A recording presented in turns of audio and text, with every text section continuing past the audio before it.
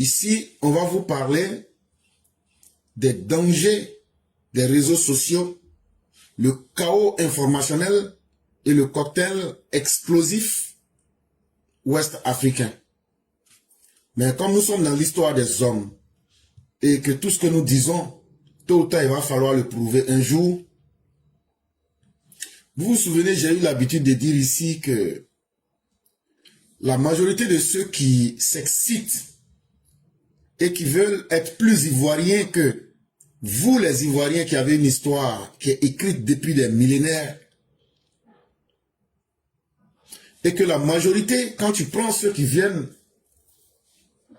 de l'ouest de la Côte d'Ivoire, ceux que vous voyez surexcités parmi les populations de l'ouest de la Côte d'Ivoire, ce sont les descendants des Libériens qui sont rentrés en Côte d'Ivoire dans les années 90 et qui, à cause du fait qu'ils sont cousins des gens du Libéria, parce qu'ils parlent la même langue, ils ont les mêmes coutumes, les mêmes habitudes, Oufoué a trouvé qu'il n'était pas utile de créer des camps de réfugiés pour ne pas inutilement augmenter leur souffrance. Donc, ils ont été incorporés à l'intérieur des familles. Ça veut dire les familles des vrais Ivoiriens de l'Ouest qui sont en Côte d'Ivoire ont accueilli ces Libériens-là. Ce sont ces Libériens-là. Les enfants de ces derniers, ceux qui sont nés en Côte d'Ivoire, les enfants des Libériens qui sont nés en Côte d'Ivoire à partir des années 90, là, quand ils ont fui le Libéria pendant la guerre, c'est eux aujourd'hui qui sont en train de créer tout ce désordre-là en créant la chienlit. C'est-à-dire que eux-mêmes, ils ont pris la propriété même de l'ouest de la Côte d'Ivoire, plus que nos parents même de l'ouest. Et quand je disais ça, certains pensaient qu'on s'amusait. Mais à la lumière de ce documentaire que vous allez écouter, écoutez très bien le message. Parce que quand la vérité frappe, ce n'est plus ce que X ou Y dit, mais c'est la vérité qu'il faut suivre. Et donc ce n'est pas long, on écoute ça rapidement ici ensemble. Le Koumen ne vit pas seulement qu'en Côte d'Ivoire. On raconte aussi le Koumen dans ce pays frontalier que le Libéria. Alors, nous avons cherché à savoir les relations qui existent entre le Koumen de Côte d'Ivoire et le Koumen du Libéria d'une part, et d'autre part, et les relations qui existent entre le Koumen de Côte d'Ivoire et les autres voisins.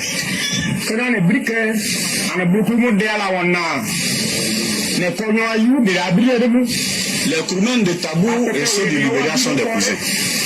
Il y a donc des relations familiales. Par contre, lorsque vous épousez la fille de quelqu'un, vous lui rendez visite. Il y a aussi ces relations entre beau-père et beau-fils. Donc il y a ces deux relations qui nous unissent, les Koumen de Tabou et ceux du Libéria. Il y a l'adage qui dit que lorsque la guerre chasse, on ne crée pas encore une autre guerre. Les frères du Libéria sont nos frères et les problèmes qui touchent le Libéria aujourd'hui nous concernent également. Alors, nous les avons reçus. Dans toutes les familles, les frères libériens y habitent. Nous vivons en sorte harmonie. Les guerriers pratiquaient le commerce des Ivoires. Ils partaient depuis l'ouest pour la Corse. Et ces guerriers, il y avait des animaux, des volailles, des ovins. C'est ainsi que nous leur avons donné le nom Agnon. De cette appellation, nos frères guerriers ont cru que nous leur traitions d'esclaves. Mais c'est parce que il y avait de quoi à manger dans le pays des guerriers. Et ils venaient avec des ivoires pour les vendre aux Portugais qu'il y avait ici. Et donc, pour ceux qui ont bien entendu, la partie qui nous intéresse proprement ici, il dit lorsqu'il y a eu problème au Libéria, ils sont venus. Les Koumen de la Côte d'Ivoire, nous les avons accueillis dans les familles. Et ça a été comme ça dans presque toutes les familles des ethnies de l'Ouest, que vous soyez Yakuba, que vous soyez Guéré, que vous soyez Koumen, ça a été comme ça. Et cette vérité-là, il faut qu'elle soit clarifiée et il faut qu'elle soit dite. Et c'est ça qui fait, ce sont les enfants de ces personnes-là aujourd'hui, qui sont en train de créer tout le désordre à l'Ouest. Je reprends la partie là. Écoutez très bien. Donc, il y a ces deux relations qui nous unissent, et le problème de Tabou et celui du Libéria. Il y a un adage qui dit que lorsque la guerre chasse, on ne crée pas encore une autre guerre. Les frères du Libéria sont nos frères, et les problèmes qui touchent le Libéria aujourd'hui nous concernent également. Et les problèmes qui touchent le Libéria aujourd'hui, au moment où lui parlait là, ce crewman de Côte d'Ivoire là, il dit les problèmes qui touchent le Libéria là, parce que eux sont cousins avec les crewmen du Libéria, c'est un problème qui eux aussi les touche. Et donc, qu'est-ce qu'ils vont faire? Alors, nous les avons reçus. Dans toutes les familles, les frères libériens y habitent. Et donc, eux, les crewmen de Côte d'Ivoire, ont reçu leurs cousins libériens, crewmen qui sont venus, ils les ont reçus dans leur famille. C'est pourquoi il n'y a pas eu tant de réfugiés. Maintenant, là, c'est les enfants qui sont nés, les Libériens qu'ils ont accueillis là. Eux, comme ce sont des garçons et des femmes là, quand ils couchent ensemble, là, ils font enfants. Ce sont eux leurs enfants là. C'est eux que vous voyez là. Eux sont devenus propriétaires de la Côte d'Ivoire plus que les vrais propriétaires de la Côte d'Ivoire. Plus que nos parents même de l'Ouest. Plus que les Ivoiriens eux-mêmes. Donc si on explique ça très bien aux uns et aux autres, on va leur demander maintenant de venir nous dire si c'est que celui-là est en train de dire là, c'est faux. Et donc, mesdames et messieurs, cela était très évident et très important pour nous de clarifier. Sujet numéro 1, réseaux sociaux et chaos informationnel, le cocktail explosif ouest africain. Les réseaux sociaux là, c'est pas mauvais. Les réseaux sociaux là, si on sait les utiliser, c'est même une bénédiction. Parce que non seulement ça rapproche les gens, ça a facilité aussi la communication. Et aujourd'hui, ça fait que tu peux rester chez toi, apprendre tout ce que quelqu'un pouvait passer 100 ans sans avoir connu dans sa vie. Ça, c'est un grand avantage des réseaux sociaux. Mais tout ce qui a un grand bonheur vient naturellement dans cette vie avec aussi d'énormes défis, vient avec des grandes responsabilités. Dans son édition de vendredi, le journal Imagine demain tire la sonnette d'alarme sur un phénomène devenu omniprésent et de plus en plus structurant, la désinformation. Comment la désinformation sape les fondations des États. Donc, comme je le disais, en face de tout ce qui est bon, il y a toujours une grande responsabilité. Il n'y a rien qui est gratuit. Tout a un prix. Cette facilité d'avoir accès à l'information, cette facilité d'être connecté au monde, cette facilité aujourd'hui de comprendre ce que nos ancêtres ne pouvaient pas comprendre, même en 100 ans, nous pouvons le faire aujourd'hui en 1 minute. Et c'est là que j'aime un des chapitres du Coran qu'on appelle la sourate du tremblement, sourate Al-Zilzalat. La sourate du tremblement nous dit que lorsque la terre va trembler fortement et qu'elle va raconter son histoire, une des choses qu'on va remarquer ces jours-là, c'est qu'on verra que les papiers seront dispersés.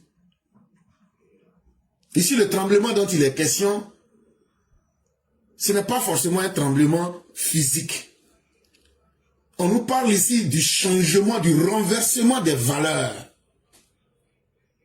C'est cette époque-là où ce sont les imbéciles qui vont commander les nobles. Est-ce qu'aujourd'hui, quand vous regardez des gens qui sont venus de manière calamiteuse au pouvoir et qui ont géré ce pouvoir de manière calamiteuse et qui sont fiers de cette calamité, est-ce que la calamité n'est pas symbole même de l'imbécilité en société? Effectivement, lorsque on nous parle ici de ce tremblement-là, c'est lorsque vous verrez les grandes valeurs être sacrifiées au profit de ce qui diminue l'homme. Tout esprit stable, tout esprit lucide se sentira choqué à l'intérieur de lui-même. C'est ça ce tremblement-là. Et lorsque tu verras qu'aucune valeur, ceux qui vont promouvoir les bonnes valeurs morales ou humaines, seront ceux-là qui seront moqués. en faveur de ceux qui vont faire la promotion de ce qui diminue l'homme. Ça veut dire qu'il n'y a plus de différence entre l'être humain et l'animal. Plus vous vous comportez en animal, plus la société court vers vous. Et les hommes intelligents et dotés encore de raison vont se demander, mais où va le monde? C'est ça, bien sûr, le tremblement. Il dit, à cette époque-là, qu'est-ce que tu vas remarquer? L'accès à la connaissance sera tellement facile que tu verras que toutes les sources de connaissances sont à la disposition des uns et des autres. C'est comme des papiers même. La connaissance même, c'est elle-même qui se déverse au pied des gens. Mais qu'est-ce que tu vas constater? C'est là que l'ignorance aussi va monter. Mais aujourd'hui, regardez comment on peut utiliser une source de savoir et de bénédiction comme l'Internet et transformer cela en malédiction à travers la désinformation. On prend volontairement la responsabilité de donner les mauvaises informations pour tromper les gens, tellement on a accès à l'information. Cela ne vous fait pas trembler mes peurs? En tout cas, toute personne lucide et toute personne responsable devrait en trembler. Et ce phénomène-là, aujourd'hui, est devenu omniprésent et c'est devenu un phénomène structurant. Ça veut dire aujourd'hui, c'est un modèle même à partir duquel nous construisons nos sociétés. Ça est là, ça est partout. La désinformation aujourd'hui, si tu ne la fais pas, on te considère comme un idiot. Et c'est devenu un modèle à telle enseigne que ça a aussi des conséquences. Parce que tout le monde sait que la désinformation, on a déjà tellement expliqué ici. Mais surtout, il faut voir aussi les conséquences et les expliquer clairement aux uns et aux autres. Dans un monde saturé de flux numériques, la désinformation n'est plus un simple bruit de fond. Elle est devenue une arme stratégique, une fabrique d'instabilité et un révélateur de nos vulnérabilités collectives, écrit le journal. Et donc le journal en question ici s'appelle « Imagine demain ». Il nous dit que l'Internet, ceux qui l'utilisent avec l'intention de donner des fausses informations, non seulement ils créent du bruit, mais ils sont devenus aujourd'hui les symboles même des instabilités. Et grâce à ce mauvais travail qu'ils font en désinformant les populations, surtout en Afrique de l'Ouest, ils sont en train de fragiliser nos pays. Un constat qui prend une acuité particulière en Afrique de l'Ouest, où les institutions démocratiques sont en consolidation, doit faire face à un double défi. L'hyperconnexion d'une jeunesse avide d'informations et la prolifération de contenus trompeurs, souvent manipulés à des fins politiques ou idéologiques. En Afrique de l'Ouest particulièrement, l'Internet est devenu un moyen aujourd'hui facile, rapide de s'informer. Mais le drame dans l'affaire, c'est quoi? La désinformation, ça a plusieurs niveaux. La désinformation, souvent, peut partir à partir d'une vraie information. D'aucuns vont dire, mais comment? Je vous explique. Prenez un enfant qui vit quelque part dans le fond de Guibérois, qui regarde la musique, prenez n'importe quelle musique, world music. Ça peut être le rap, ça peut être tout ce que vous voulez, ça peut être le R&B, ça peut être tout ce que vous voulez. Regardez les clips. Ou bien même prenez même n'importe quel artiste dans le monde. Ces enfants qui sont à peine des adolescents, ou bien des mineurs, mais qui regardent la vie de luxe, la vie flashy, qui est balancée dans les différents clips. Cet enfant va s'identifier à un genre de musique qu'il aime. Et il va copier la manière de faire de ses artistes, de son artiste fan. Il va copier la manière de s'habiller de son artiste fan. Il va copier la manière de marcher de son artiste qu'il aime beaucoup. Il va copier le modèle de quelqu'un qui ne vit pas les mêmes réalités que lui, qui ne vit pas dans le même monde que lui, qui ne vit pas dans la même culture que lui. Cet enfant qui est dans les téléphones de Guibérois, vous allez voir, un jour on va l'appeler Tupac Shakur. On va l'appeler Big IG. On va l'appeler tout ce que vous voulez. Cette petite fille, on va l'appeler Shakira. Et là ici, qu'est-ce que ça provoque? Parce que chacun est libre de vivre dans sa culture. Mais un enfant de Guy Bérois, ou même une fille de Guy Bérois, et il y a une petite artiste stupide en Côte d'Ivoire qui s'appelle Patra. Allez regarder ce qu'elle fait. Et puis, regardez s'il y a son modèle en Côte d'Ivoire. Il n'y en a pas. Mais il y a une artiste jamaïcaine qu'on appelait Patra. Le même mauvais comportement, là, elle copie. Mais dans la tête de notre petit enfant, là, la fille, là, il n'y a même pas grain d'arachide dans sa tête. Elle est bête, elle est inculte, elle est ignorante, elle est analphabète. Mais tout ce sur quoi elle compte là, c'est son corps physique pour remuer ses fesses. Bon, ça là, ça va devenir quoi en société? Bon, c'est ça qu'on appelle la manipulation. Et ça, c'est fait à partir de la vérité. Parce que les réalités de la Jamaïque, les réalités des États-Unis, les réalités de la France sont les réalités de la France. On ne peut pas leur nier cela. Les réalités de l'Afrique, même si on ne les aime pas, on ne peut pas s'en extraire. Nous ne pouvons pas nous en soustraire. On ne peut pas quitter notre réalité. On ne peut pas fuir notre culture. Mais quand des enfants prennent l'Internet, ils s'asseyent partout aujourd'hui. Ils peuvent accéder à des niveaux d'information, voir des clips qui transforment leur vie. Ça s'appelle simplement de la manipulation. Ça s'appelle de l'envoûtement. Et tout ça, c'est fait sur la base de la vérité.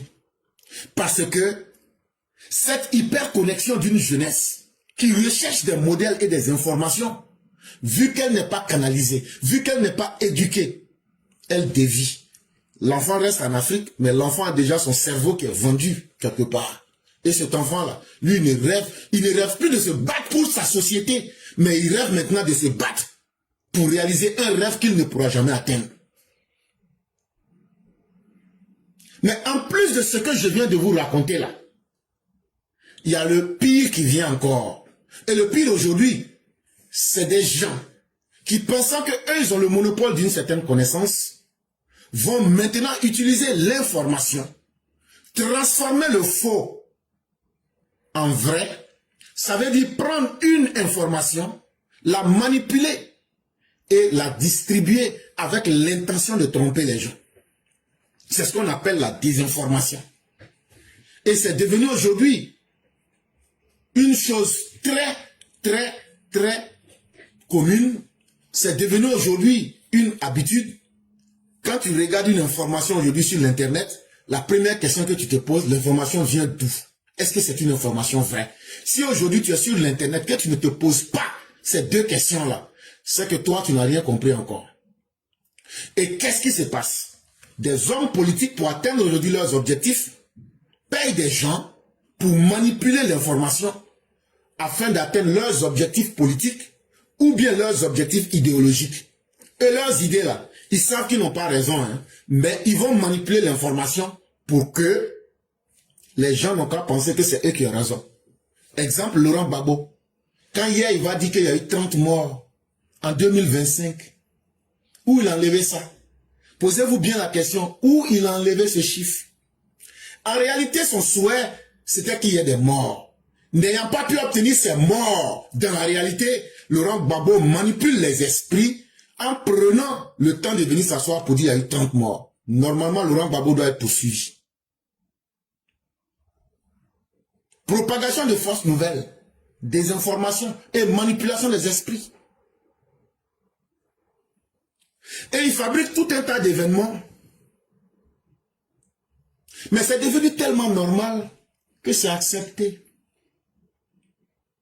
Mais ce n'est pas parce que quelque chose est accepté que c'est une bonne chose.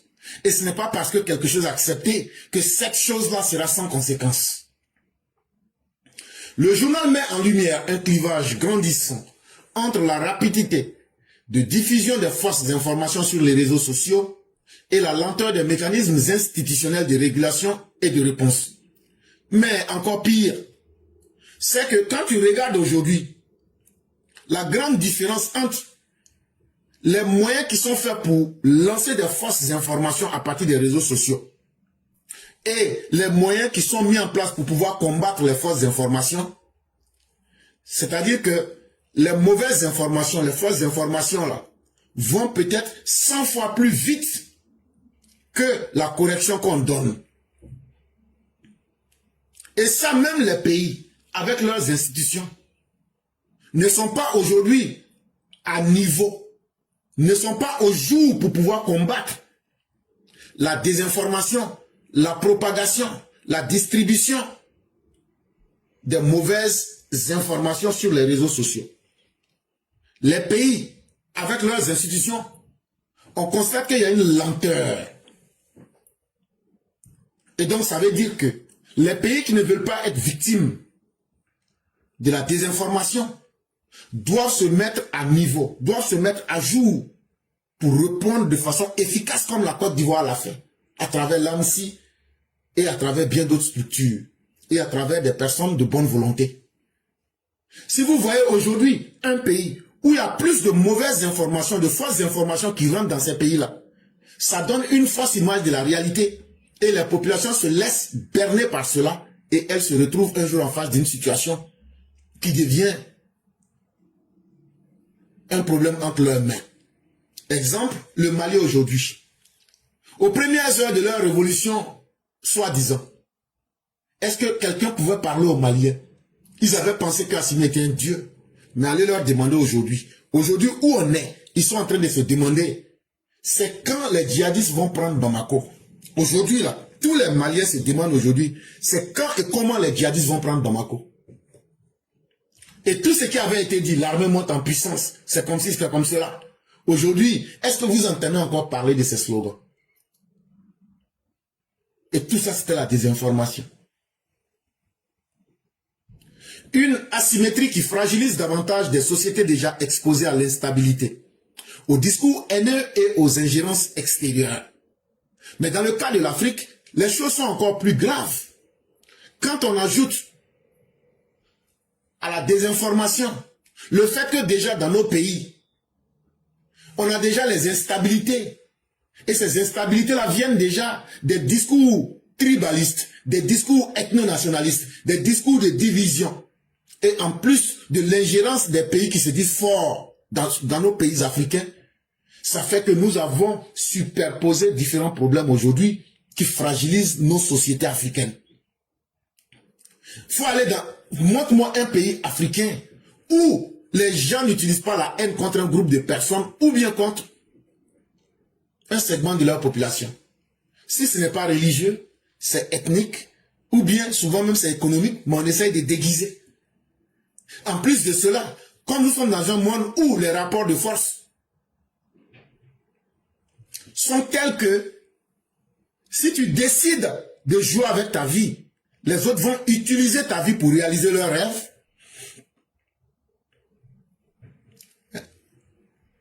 Si nous estimons que nous voulons faire pitié au monde entier, mais les Occidentaux vont profiter de nous.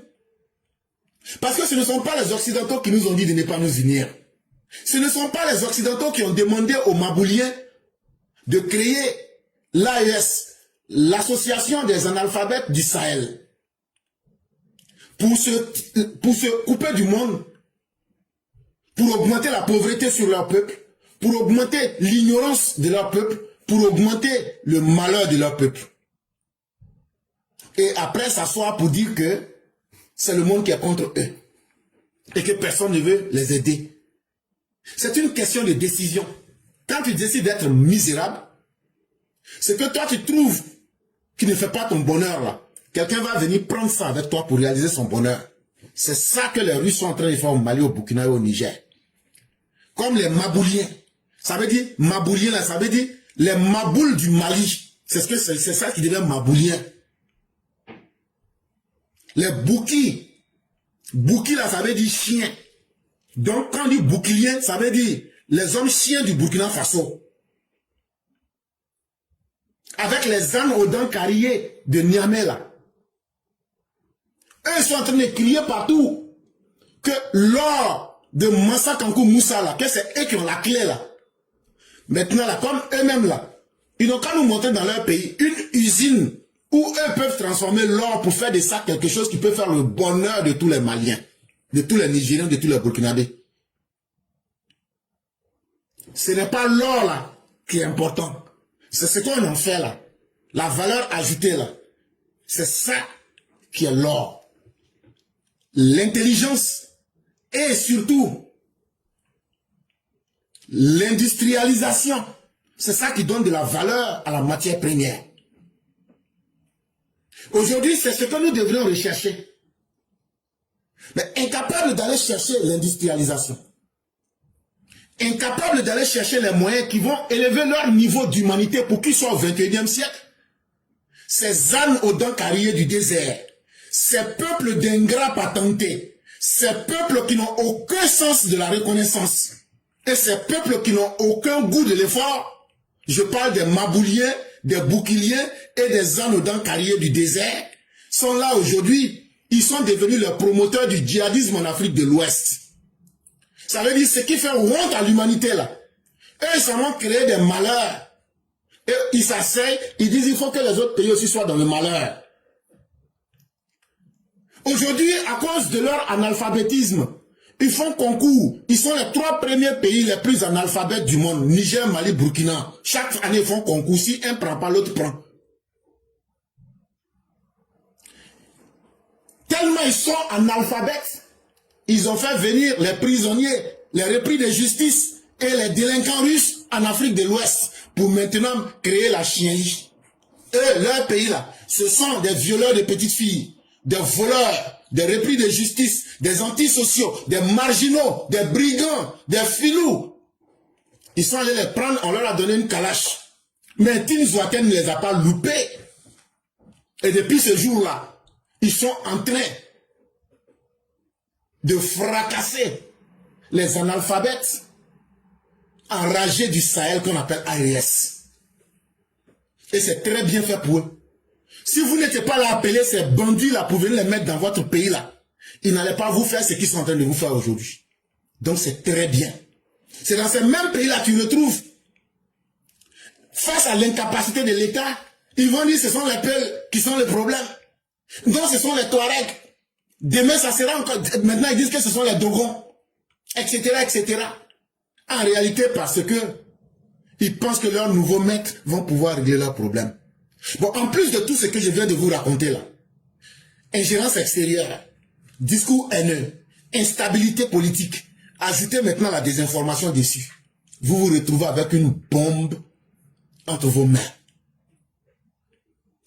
Imagine demain, évoque également le rôle actif que joue la désinformation dans la défiance vis-à-vis des autorités, des médias traditionnels et même des processus électoraux.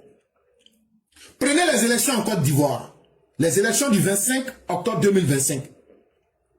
Il n'y a jamais eu une élection qui a été aussi attaquée avec les fausses nouvelles que ces élections de 2025. Et l'État de Côte d'Ivoire, qui a su bien anticiper, a mis en place tout un système pour combattre la désinformation par anticipation. Mais il n'y a jamais eu une élection. Des pays comme le Mali, le Burkina, les Mabouliens, les Bouquiliens, ils se sont assis à l'intérieur de leur pays comme à l'intérieur de la Côte d'Ivoire. Payer des gens, les financer pour créer tout des tas de fausses informations. Tout ça pour tromper les gens. Tout ça pour saboter le processus électoral. Mais ce n'est pas seulement les hommes politiques qui vivent les conséquences de la désinformation. Nos médias traditionnels qui étaient la télévision et les radios nationales aujourd'hui n'intéressent plus personne. Pourquoi? Parce qu'elles-mêmes se sont laissées dépasser par la réalité. Et aujourd'hui, là, tout le monde préfère aller se renseigner selon là où il veut sur Internet. C'est rapide, c'est facile et puis on avance rapidement. Mais est-ce que tout le monde se renseigne là où il faut pour prendre les vraies informations, là où il faut de manière correcte?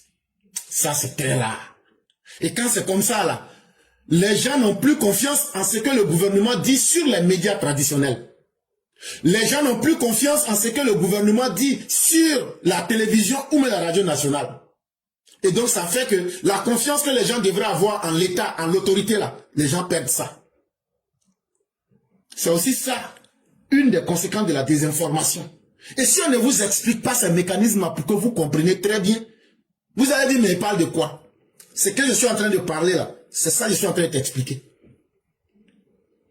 Un État qui n'arrive pas à faire de ses médias traditionnels un moyen pour informer ses citoyens, Mais ces citoyens vont aller s'informer sur TikTok, sur Facebook, sur les pages qu'ils aiment.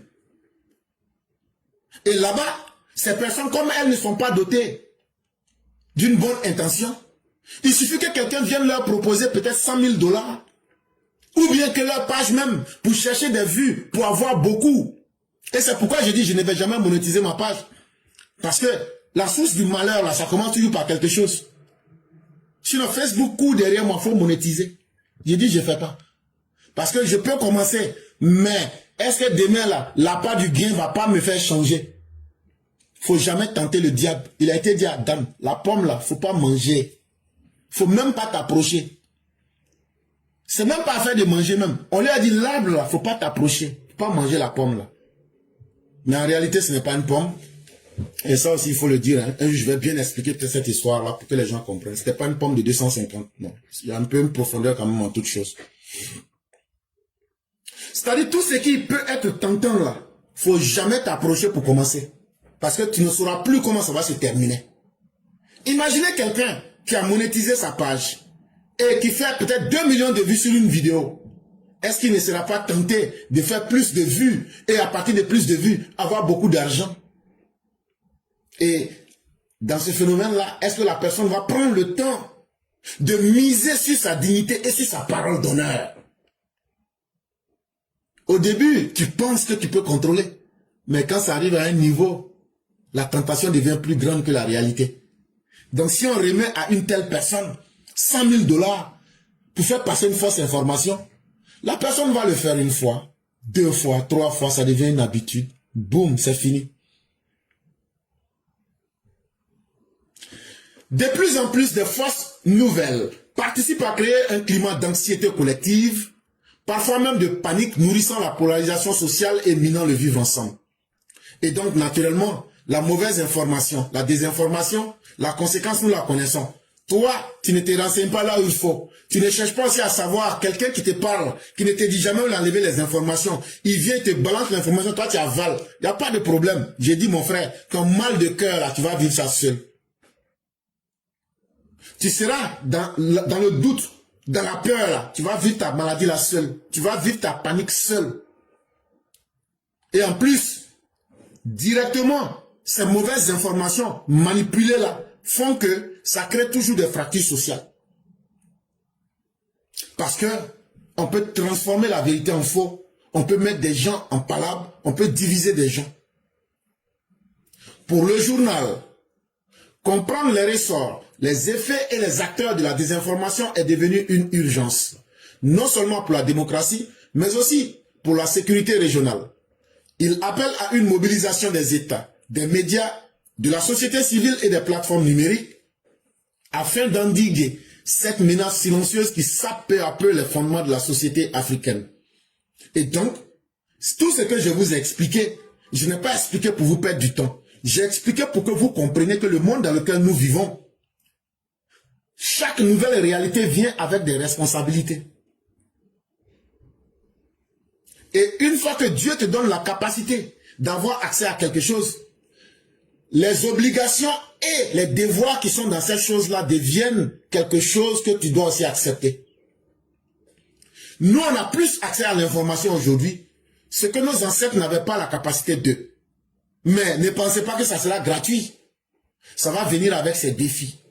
Et donc, pour pouvoir ne pas tomber dans les mauvais côtés de ces nouveaux défis-là, de la désinformation sur les réseaux sociaux, la première chose que tu dois comprendre, c'est qui tu dois suivre. Qui sont ceux qui sont les désinformateurs? Comment ils procèdent? Et pourquoi ils font ça? Ils font ça pour tuer les systèmes politiques, pour tuer la stabilité de votre société, pour tuer votre culture, pour tuer votre sécurité. Et donc, ni toi, ni l'État dans lequel tu vis, ni ton gouvernement, ni vos médias, ni votre société civile, ou bien même les gens qui sont bons dans votre société ne doivent s'asseoir pour dire comme ça ne nous a pas encore touché, donc nous on va s'asseoir pour attendre d'abord que les conséquences puissent nous toucher. Tout le monde doit se réveiller. Et toi qui m'écoutes là, la première responsabilité qui te revient là, c'est de chercher d'abord, je me renseigne où? Et quand on me dit quelque chose là, même si c'est l'éclaireur qui l'a dit, je vais encore taper ce qu'il a dit là, je vais vérifier. Parce qu'il peut lire et puis mentir. Donc je vais taper pour vérifier. Il ne faut pas seulement avaler parce que c'est l'éclaireur. Peut-être que du jour au lendemain, il est devenu malhonnête. Il faut vérifier. En plus de ce qu'il a dit là, il faut vérifier. Est-ce que ce qu'il a dit là, ça colle? Il faut te faire ta propre opinion. Il faut te construire ta propre carapace. Là, quand c'est comme ça, tu dis oui, ce qui a été dit, je suis allé vérifier. Mais voilà aussi ce que j'ai vu et ce que je n'ai pas vu.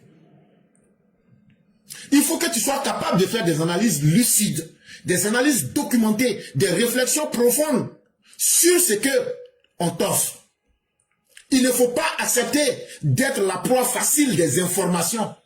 Il ne faut pas accepter d'être le passoire de ceux qui sont des incultes numériques et qui utilisent cela pour te rendre plus faible.